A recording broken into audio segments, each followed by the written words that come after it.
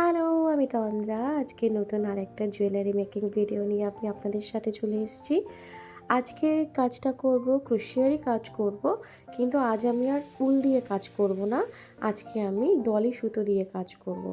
ডলি সুতো বা অন্য যে কোনো সরু সুতো দিয়ে কাজ করতে গেলে কাজটা করতে বেশ খানিকক্ষণ সময় লাগে, যেটা উল দিয়ে করতে গেলে হয়তো অতটা সময় লাগে না।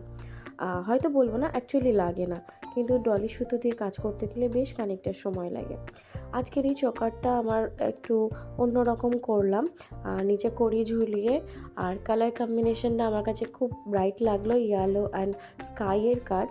যদি আপনাদের ভালো লেগে থাকে, যদি আপনাদের কারো অন্য কোনো কালার কাস্টমাইজ করতে হয়, তাহলে অবশ্যই আমার সাথে যোগাযোগ করতে পারেন। যোগাযোগ নাম্বার আমি ভিডিওর শেষে দিয়ে দিয়েছি, সাথে আমার বুটিকের নামও রয়েছে। ভিডিওটি কেমন লাগলো জানাবেন, এবং ভালো লাগলে অবশ্যই প্লিজ লাইক, কমেন্ট এবং শেয়ার করে দেবেন।